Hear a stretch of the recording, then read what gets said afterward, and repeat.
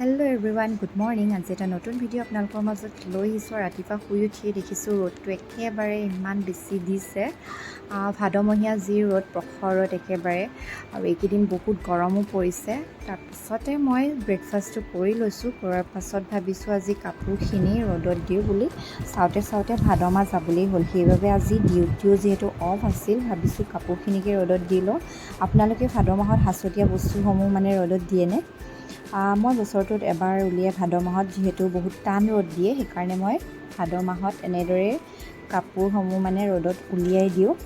আৰু বিশেষকৈ পাট কাপোৰবিলাক ভিতৰতে থকা হয় ন, সেইবিলাক নিৰ্দিষ্ট পৰ্বতহে ওলোৱা হয়, সেইবাবে জাপবোৰত কাপোৰবোৰ বেয়া হোৱাৰ সম্ভাৱনা থাকে। সেইবাবে জাপবোৰ সলনি কৰিব লাগে। মই যদি এটা বছৰ এটা জাপত ৰাখি দিওঁ, আকৌ নেক্সট বছৰ মই আকৌ উল্টা জাপত জাপি মেলি থৈ দিওঁ, কাৰণ কেতিয়াবা ভাজে কাপোৰবিলাক ফাটি যায়। আৰু ভাদ মাহত এইকাৰণে কাপোৰবিলাক ৰ'দত দিয়া হয়, কাৰণ বাৰিষা কালত কাপোৰবিলাক অলপ সেমেকি যোৱা টাইপ হয়, আৰু কেতিয়াবা পৰুৱাও ধৰে বুলি কয়। সেইকাৰণে ভাদ মাহত যিটো ৰ'দ, আৰু তাত দি দিলে কাপোৰবিলাকো ভালে থাকে, বহুত দিনলৈকে ভালে থাকে, বেয়া নহয়। আৰু ইয়াৰ ৰ'দ একদম পূৰা ৰ'দ দিছে। তাৰপিছতে মই আইচক্ৰীম এটা খাই ল'লোঁ, গৰম যিহেতু।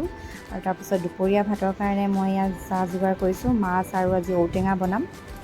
আৰু ভাদ মাহত ঔটেঙাও খাব লাগে, আপোনালোকে বহুতে হয়তো জানে। তাৰপিছত ঔটেঙাখিনি মই এতিয়া কুকাৰ এটাত অলপ বইল কৰি লৈছোঁ। তাৰপিছত তেল দিছোঁ কেৰাহী এখনত। তেলখিনি গৰম হোৱাৰ পিছত মই ইয়াত মাছখিনি ভাজি লৈছোঁ। তাৰপাছতে মই ইয়াত দিম পিঁয়াজ, পাঁচফোৰণ, জলকীয়া, নহৰু আৰু হালধি গুড়ি। এয়া মাছ ভজা তেলখিনিতে মই অকণমান পিঁয়াজ দি লৈছোঁ। তাৰ লগতে মই পাঁচফোৰণখিনিও দি ল'ম একেলগে, আৰু দুইখিনি ভালদৰে ভাজি ল'ম।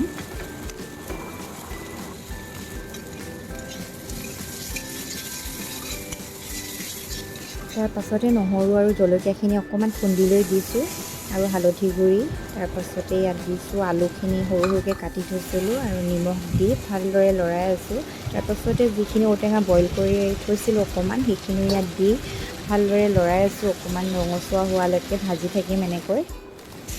ভজা হোৱাৰ পিছতে মই ইয়াত গৰম পানী দি দিছোঁ অকণমান। গৰম পানী দি অকণমান ঢাকনিখন লগাই ৰাখি দিম 10 মিনিটৰ কাৰণে। তাৰপিছত সিজিছেগৈ লাহে লাহে অকণমান, আৰু সিজাৰ পিছত ইয়াত আকৌ মই অকণমান পানী দি দিলোঁ। পানী দিয়াৰ পিছত এতিয়া মাছখিনিও দি দিছোঁ। একেবাৰে চিম্পুল হয়, খাবলৈ বহুত টেষ্টি হয়। আপোনালোকে বহুতে জানেই হয়তো ঔটেঙাৰ ৰেচিপি, এইটো মোৰ ৰেচিপি বুলি নহয় আৰু। তাৰপাছত এয়া শেৱালি ফুল বেছিকৈ পিঁয়াজ দি আৰু এনেকৈ ভাতি দি খাই সঁচাকৈ মোৰ বহুত বেছি ভাল লাগে। এয়াও ভাজি ল'লোঁ, আৰু দুপৰীয়াৰ সাজ খাই ল'লোঁ। আৰু খাই লোৱাৰ পাছতে এটা পাৰ্চেল আহিলে। এইটো আচলতে মই দিছিলোঁ ইনষ্টাগ্ৰামত এটা পেজৰ পৰা।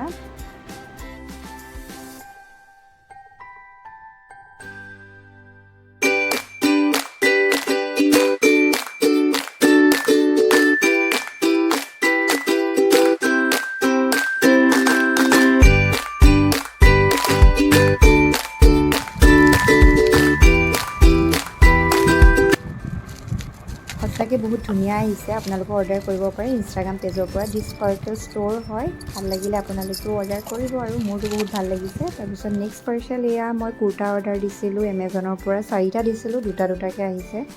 ত' মই এইটোও আনবক্সিং কৰি দেখুৱাই দিছোঁ। আৰু ডিউটি যাবৰ কাৰণে যিহেতু কটন কুৰ্তা বহুত দৰকাৰ ইমান গৰমত, তাৰ কাৰণে মই অৰ্ডাৰ দিছিলোঁ।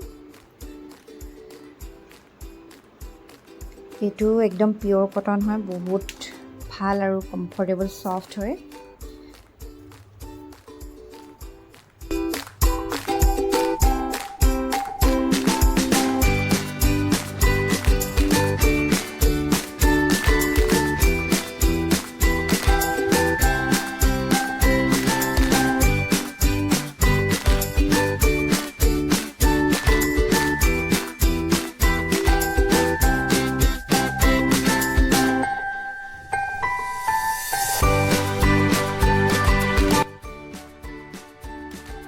তাৰপাছতে মই নেক্সট পাৰ্চেলটো আনবক্সিং কৰিছোঁ, আৰু ইফালে এয়া পিংক কালাৰ টপটো, আৰু পেণ্টটো হোৱাইট কালাৰ হয়।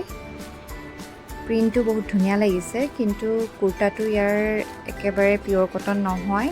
গৰমত পিন্ধাৰ কাৰণে মানে ইমান কমফৰ্টেবলো নহ'ব। আৰু পেণ্টটো কিন্তু পিয়ৰ কটনে হয়, কিন্তু টপটো নহয়। যেতিয়া ৰিটাৰ্ণ কৰিব লাগিব। আৰু ইভিনিং হ'ল, পায়স, এইফালে পিঠা আৰু চাহ খাই ল'লোঁ। তাৰপিছতে আমাৰ এফালে যাবলগীয়া হ'ল। যাবলগীয়া মানে কি, আমাক মাতিছিলে তাৰ লগৰ এগৰাকীৰ ঘৰলৈ। তো দুযোৰ কাপোৰ উলিয়াই থৈছোঁ, যোনযোৰে ভাল লাগে এযোৰ পিন্ধিম। আৰু তাৰপিছতে মুখখনৰ অকণমান ঠিক ঠাক কৰি ল'লোঁ। কৰাৰ পাছতে এতিয়া আপোনালোকক দেখুৱাই আছোঁ কোনযোৰ পিন্ধোঁ। তাৰপিছত গোটেই লুকটো আপোনালোকক দেখুৱাম।